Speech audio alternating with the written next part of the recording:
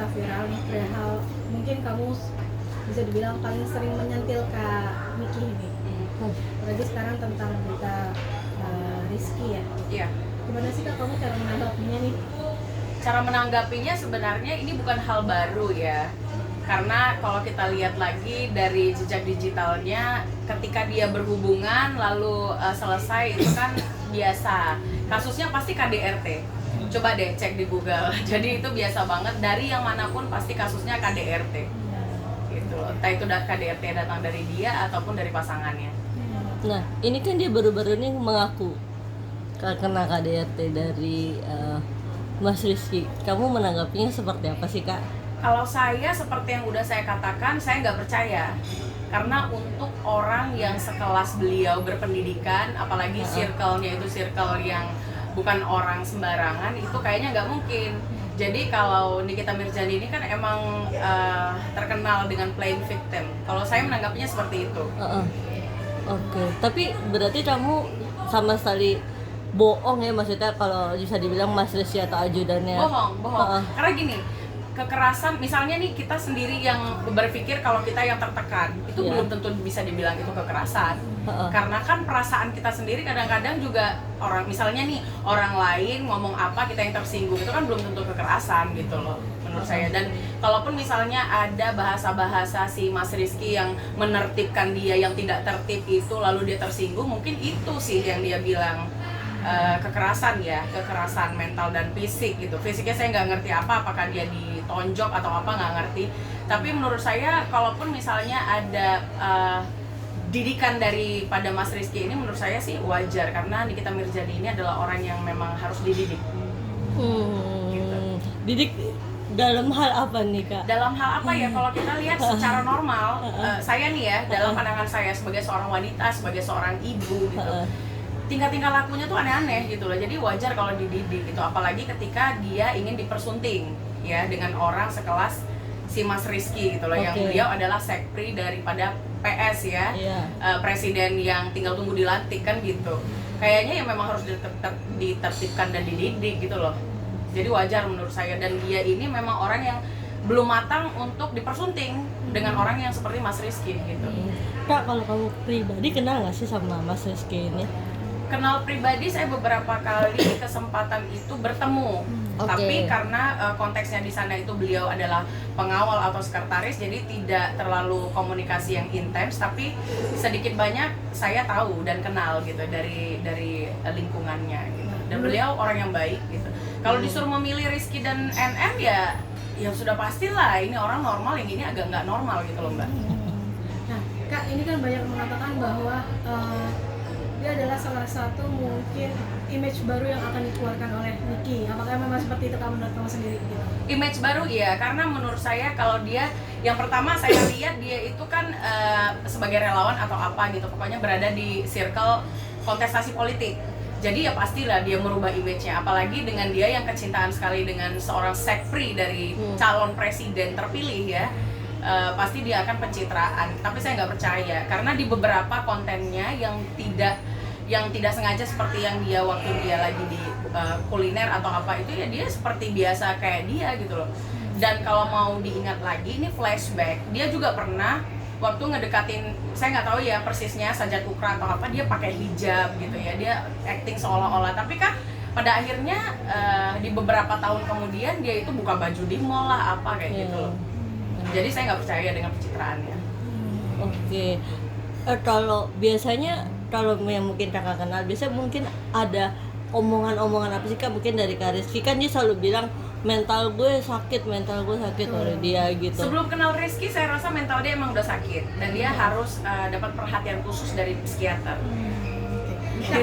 Kan ini banyak banget netizen yang bilang bahwa kakak terlalu sering berspeak up ya.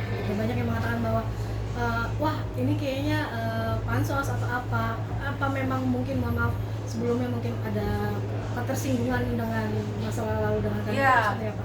Kalau ketersinggungan pasti seperti yang dia bilang, abuse ya. Saya pernah menjadi korban abuse-nya dia, karena kan dia menghina pribadi saya gitu. Jadi dia itu membahas tidak sesuai konteks. Dia bahas rumah tangga, dia bahas anak orang. Kayak yang dia lakukan terhadap si Fadel juga. Dia kan membahas menjelekkan profesi, dia juga menjelek-jelekan marga, menjelek-jelekan personalnya gitu loh. Yang padahal kalau saya lihat Nikita Mirzani cuma perkara terkenal kok. Kalau untuk attitude kayaknya ya semua yang orang dia hina itu lebih beretika daripada dia gitu loh. Kak, ini kan tiap dia putus kritik, ada aja itu cerita dia kan. Dia putus pasti punya Iya. cerita dan Iya, dia selalu yang iya. benar. Iya. Nah, Itu gimana kayak gitu. Kak? Iya. Tapi kalau kita lihat lagi, kalau mau cek, kalau netizen itu pintar, mereka harusnya mengecek dari jejak digital, dari historinya. Kalau dilihat kayak Dipolatif, kayak Sajat Ukra dan juga yang lain-lain itu bukan dari kalangan-kalangan yang ecek-ecek loh. Justru Nikita Mirzani ini yang backgroundnya saya justru gak jelas gitu loh. Kalau ini kan memang orang pembisnis, politikus kayak gitu, ya udah pastilah mereka bibit bobot bebetnya benar gitu. Oke, tapi menurut kamu maksudnya NM ini masih ada seperti sisi baiknya nggak sih Kak di mata kamu, atau sama sekali udah nggak ada Kak? Jadi dari tiap orang itu pasti ada dualism, pasti Iya. ada hitam dan putih. Iya. Nah memang yang dia tampilkan ini, kalau saya sebagai orang normal, ini memang sisi gelapnya terlalu banyak dibanding sisi terangnya. Kalau dibilang sisi baik udah pasti, apalagi seorang artis, seorang public figure yang dia kadang-kadang harus terus mengupgrade atau berubah-ubah image-nya untuk mempertahankan eksistensi. Saya rasa kalau dia melakukan hal baik ya pasti ada lah ya. Juga secara pribadi di kehidupannya pribadi mungkin ada, tapi yang kita lihat kan bukan sisi pribadinya gitu loh, tapi yang dia tonjolkan sebagai public figure. Nah itu negatif menurut saya, dan dia terlalu banyak merendahkan dan juga membodohi masyarakat Indonesia. Kamu bertanya-tanya nggak sih kenapa ya si Mas Rizky ini mau sama NM atau seperti apa sih Kalau Kak? mau kan kita nggak tahu Mbak, Iya. motif setiap orang. Apakah mau ya tidak bisa dipungkiri dia adalah wanita yang seksi secara Oke. penampilan, dia juga Oke. populer, kita nggak pernah tahu. Oke. Ataukah itu memang motifnya memang ketertarikan normal, atau memang ada modus lain untuk membungkam seorang Nikita Mirzani yang memang selalu membuat huru hara. Apalagi itu kita kemarin mengalami kontestasi politik yang dimana jangan ada yang ganggu dulu deh, apalagi orang-orang kayak dia kayak gitu. Kita nggak takut dia menjelekkan yang ini secara personal, bukan mengkritisi secara sistem pekerjaan dan lain-lain seperti itu Mbak. Berarti Nah, secara tidak langsung mengamankan situasi yang kemarin. Bisa secara jadi, politik seperti bisa itu. jadi. Banyak kemungkinan. Kak, dari menurut kamu sendiri ada nggak sih maksudnya kayak kamu melihat personal Niki nih, kan karena ya kita tidak tahu ya di luar sana. Mungkin siapa? Kamu sendiri sudah mengenal Niki sejak lama nih. Secara kamu sendiri melihat personal Niki itu seperti apa sih Kak? Saya kalau kenal pribadi saya tidak, tapi saya pernah mengenal beliau tidak terlalu dalam. Saya lihat sih dia memang butuh pertolongan dari psikiater, gitu Mbak. Kalau dari saya ya, karena ya banyak yang dia lakukan yang nggak normal gitu. Kamu kan circle-nya juga deket nih sama mungkin sama Pak Prabowo CS gitu Iya. kan. Nanya nggak sih Kak, maksudnya sama mungkin sama timnya, atau emang iya ya si Rizky itu begitu mencoba untuk mencari tahu kebenaran gitu lah Kak? Saya bisa bertanya, tapi karena saya beberapa kesempatan itu bertemu, rasanya itu nggak mungkin, dan saya bisa katakan 100% hoax. Dan kalaupun dia merasa dia tertekan, itu karena yang saya bilang tadi, Iya. karena memang dia orang yang tidak bisa dididik, atau memang dia kecintaan, kebaperan sendiri gitu loh Mbak. Berarti mungkin ada salah satu menurut mungkin Kak Niki yang dimana menurut Kak Rizky sendiri sudah kelewatan nih di akhirnya mengambil keputusan atau tindakan seperti itu mungkin Kak? Pasti, karena kan sebelum membahas percintaannya kan dia punya kasus dengan mantannya yang belum selesai, lalu rentetan benang merahnya itu kan di anaknya sendiri yang masih di bawah umur, yang dia coret dari kakak, yang menurut saya itu adalah penelantaran anak kecil dari seorang ibu. Nah ini yang patut menjadi perhatian pemirsa ya, karena jangan sampai ada ibu-ibu lain yang ketika anaknya melakukan hal-hal yang tidak seperti keinginan dia sebagai orang dewasa yang sudah sangat stabil. Kalau anak kecil ini kan labil ya. Jadi jangan sampai ada ibu-ibu yang membenarkan. Ini saya prihatin sekali dengan keadaan Loli ya, karena ada banyak wanita dewasa dan orang-orang yang katanya berpendidikan justru lebih membuli anak di bawah umur dibanding mengkoreksi si ibu yang katanya baik dan benar gitu loh. Nah, Kak, aku minta tanggapan kamu dong perihal ini kan Niki juga bermasalah tidak hanya dengan Kak Rizky dan mungkin mantan-mantannya, bahkan yang kita tahu sedang bermasalah dengan mungkin ibu angkat dari Loli yang di luar negeri nih Kak, ya kan? Ini kan cukup menggemparkan juga. Nah, dari kamu sendiri melihatnya sisinya, apakah mungkin ada kelewatankah dari si Kak Nikmir ini mungkin berkata atau bagaimana? Kan ini cukup frontal sekali nih. Pasti kelewatan. Untuk orang yang emosi, kemarahan itu wajar. Tapi untuk dia yang seorang public figure, ngata-ngatain orang yang sudah menampung anaknya sebagai kera, binatang, dan lain-lain, itu menurut saya nggak manusiawi. Dan public figure seperti ini harus ditertibkan, gitu Mbak. Oke. Ini kan Loli udah rela gitu, maksudnya datang ke rumah minta maaf gitu. Iya. Tapi belum ada dari mamanya sendiri, belum ada. Ya kasihan sih. Mungkin nanti di satu kesempatan saya mungkin ngetek Menteri PPA ya, perlindungan anak dan wanita, untuk ini sih harus dirampungkan menurut saya permasalahan ini. Karena ada kasihan anak kecil dan ibu-ibu lain yang akan mengikuti jejaknya Nikita Mirzani gitu. Didik anak boleh, tapi dengan cara-cara yang benar menurut saya. Walaupun memang pola didik orang itu berbeda ya. Tapi kalau ini tidak untuk ditiru sih. Nah, ini kan kamu juga seorang wanita, seorang ibu juga. Melihat kasus ini gimana sih Kak sama Loli ini sebagai seorang ibu, kok kayaknya nggak ada iba-ibanya gitu ke sama anak? Ya kalau saya kasihan, apalagi anak saya yang nomor 1 itu memang seusia dengan Loli ya. Jadi saya kasihan. Saya juga pernah mengalami kenakalan pubertas anak gadis ya. Menurut saya yang dilakukan Loli juga nggak over banget gitu loh. Yang dia cintai juga bukan om-om, masih yang seusia dia. Dan dimana anak ini adalah seorang dancer yang dia juga berprestasi gitu, dapat penghargaan di luar negeri, di Indonesia juga. Lalu sebelum kenal Loli juga dia sudah terkenal, masuk stasiun TV. Lalu anak ini juga sedang menjalani sekolah, dia kuliah kayak gitu. Jadi artinya ini adalah sesuatu penghinaan yang padahal untuk hasil yang diinginkan Nikita Mirzani ini masih berproses, karena ini anak masih 19 tahun kayak gitu. Jadi menurut saya ini tontonan yang tidak layak dan tidak untuk diikuti gitu, tapi harus di-clearkan gitu Mbak. Nah, kayaknya kan kemarin sempat Loli mendatangi rumah ibunya ya, gitu. Sudah diantar Fadel juga begitu ya. Tetapi bisa dibilang diacuhkan begitu saja nih Kak. Nah, ini sangat menyayangkan nggak sih Kak? Ya sayang sekali lah anak perempuan kayak gitu. Toh dia juga datangnya kan yang terakhir nggak sama Fadel sendiri.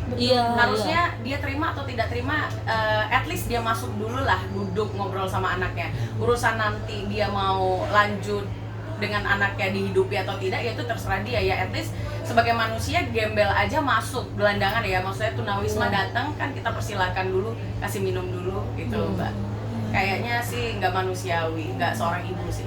Menghapus nama dari kakak dan Tato itu penting nggak sih menurut kamu? Kalau dari Tato saya nggak penting, tapi kalau dari kakak ya over menurut saya, berlebihan. Karena anak ini kemudian mau kemana? Dia ini kan masih di bawah umur gitu loh. Seharusnya ini pihak-pihak berwenang harus melihat kasus ini. Ini bukan kasus ecek-ecek menurut saya. Berarti ini wajib dilaporkan Kak? Wajib dilaporkan dan wajib ada pihak berwenang yang memang mengklirkan masalah tersebut. Gitu Mbak. Oke, ini sekiranya Kak, ini akan mungkin kan tadi Kakak bilang akan mencoba untuk merangkul ya seperti itu. Nah, ini apakah nanti akan mencoba dilaporkan juga ke, misalnya melaporkan Niki perihal tindakan Niki yang mungkin sudah terlalu jauh ke anaknya?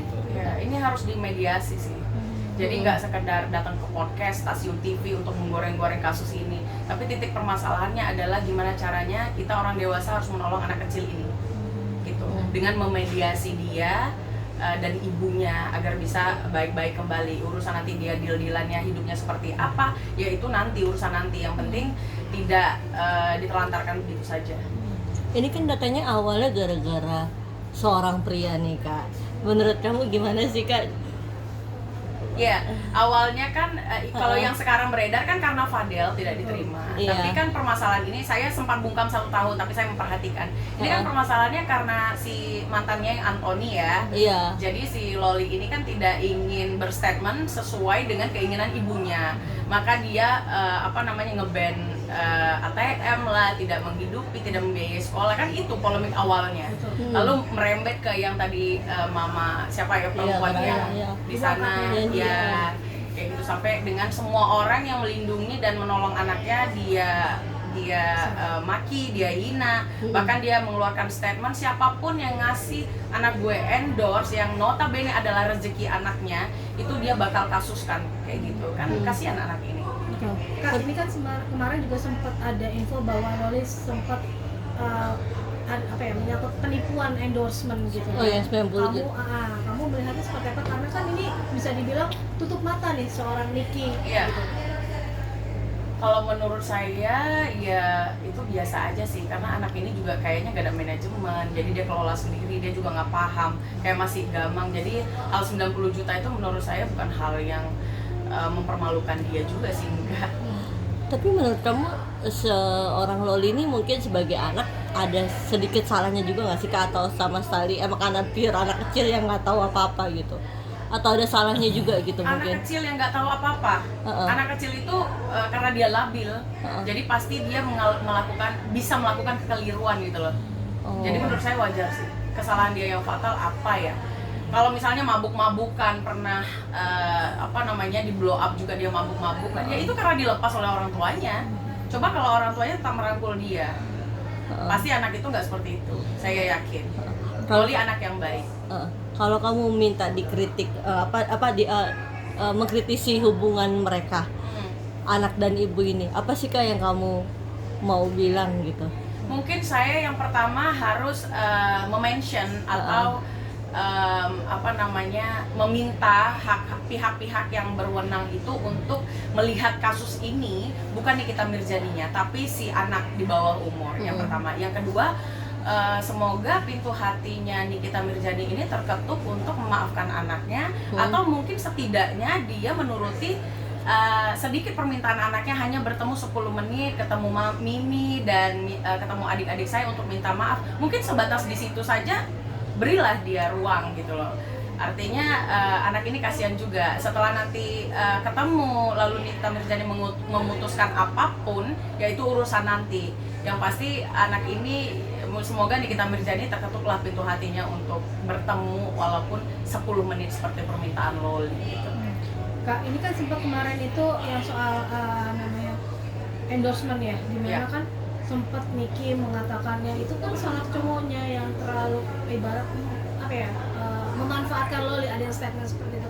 Kamu melihatnya seperti apa sih Kak? Kalau saya permasalahan ini terlalu dilebar-lebarkan yang nggak penting gitu. Permasalahan endorse, permasalahan percintaan, udah deh. Ini kan sebenarnya hubungan Nikita Mirzani ini yang harus diperbaiki dulu. Urusan yang lain-lain dia jangan pikirin dulu gitu loh. Gitu sih Mbak. Kalau saya. Kalau minta mengkritisi secara personal, Iya. NM itu seperti apa sih? Apa yang kamu Yang mau? harus diperbaiki, mungkin kalau untuk acting dia bagus, tapi untuk psikis kayaknya dia butuh pertolongan psikiater. Gitu Mbak. Apa yang membuat kamu berani banget sih Kak? Maksudnya speak up terus gitu-gitu. Saya harus bersuara. Karena apa ya? Karena dia banyak melakukan hal-hal yang membodohi warganet, membodohi masyarakat, menyebarkan hoax kayak gitu. Jadi dia aja yang benar. Kayaknya satu Indonesia orang salah semua gitu loh. Terutama di mulutnya yang lancar sekali menghina orang, merendahkan orang, itu kayaknya harus di stop deh. Kenapa saya berani? Ya saya harus bersuara sebagai aktivis sosial dan politik seperti itu. Saya harus memperbaiki pola pikir warganet kayaknya. Jangan dikit-dikit, oh Nikita Mirzani boleh melakukan apapun karena dia kaya. Oh Nikita Mirzani, nggak bisa begitu. Hidup nggak seperti itu. Ini SDM kita ini makin anjlok, makin bodoh kalau ngikutin Nikita Mirzani. Kayaknya NM ini berani nyenggol semua artis, tapi cuman satu yang nggak berani. Ya senggol kamu ya Kak. Gimana sih Kak? Mungkin yang dia mau ungkapkan dan korek-korek juga nggak ada dari saya ya, selain hoax gitu. Kalau memang misalkan nanti kita ambil aja mungkin suatu saat lah Kak, misalkan dia menyenggol dirimu, gimana nih Kak? Nggak apa-apa.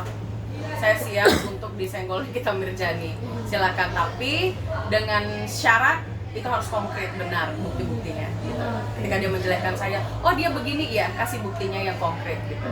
Kak, gimana Kak tanggapan kamu? Banyak netizen yang mengatakan bahwa wah ini Kak Zanzan mungkin aku lupa kan aku.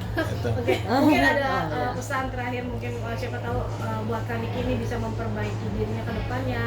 Iya. Masukkanlah dari Kakak gitu. Ya masukan dari saya, jangan hanya penampilan dan actingnya saja yang dipertebal ya, tapi juga etika dan tindak tanduknya gitu.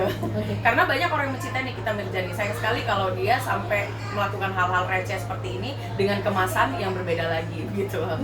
Oke. Ya.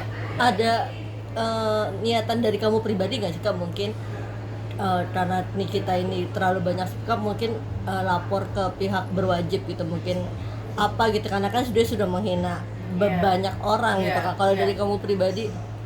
Ya mungkin saya akan lakukan ya, kalau misalnya ini akan semakin luas dan merembet kemana-mana, pasti saya akan melakukan sesuatu gitu. Oh, tapi udah kepikiran gitu Sudah ya tadi? sudah kepikiran. Yang pertama saya kepikiran menolong Loli sebagai Iya. anak yang di bawah umur, bukan anak Nikita Mirzani ya. Iya. Terus saya kepikiran juga kalau seorang public figure yang selalu menghina orang, apalagi stasiun TV ngundang-ngundang dia untuk sebuah apa ya, kayak dia di podcast aja bisa ngeludahin orang gitu loh, kayak menghina gitu, masa orang semua diem tutup mata, kenapa gitu loh. Gitu aja sih Mbak. Mudah-mudahan dia bisa jadi benar ya, dan jangan lupa pergi ke psikiater gitu. Aduh, kamu pribadi udah mungkin mau nge-DM Loli nggak sih Kak? Maksudnya mau ngasih bantuan mungkin secara materi gitu Ya, ataupun gak masalah buat saya. Yang penting kalau Loli datang ke saya, entah itu menghubungi saya melalui sosial media atau apapun itu, ya saya terbuka lebar membantu Loli tanpa rasa takut, diusik dan diributi oleh ibunya gitu. Oke. Nah, terakhir banget dari aku. Tadi kan mungkin udah soal Loli. Kalau masukan kamu soal asmaranya Kak Niki apa sih Kak? Iya. Yang selalu putus, berantem, ntar ada aja gitu. Iya, hal nggak penting Iya. yang udah biasa banget, karena dia selalu mengulang saja dengan yang manapun, selalu KDRT, padahal dia itu bukan korban tapi pelaku ya. Oke, jadi Kak, perihal yang soal kamu ingin melaporkan ke apa ya? Mungkin kementerian lah ya, untuk memberikan bantuan gitu, itu gimana Kak? Apakah dilaksanakan dalam waktu dekat atau seperti apa sih Kak? Ya bisa jadi dalam waktu dekat, tinggal kita lihat bagaimana kelanjutan drama-drama dari keluarga ini. Kalau memang mau serius ya saya bantu, kalau memang mau seperti ini dulu ya mungkin saya akan kasih jeda beberapa waktu, lalu saya akan bertindak sendiri. Oke. Sip. Sip. Oke.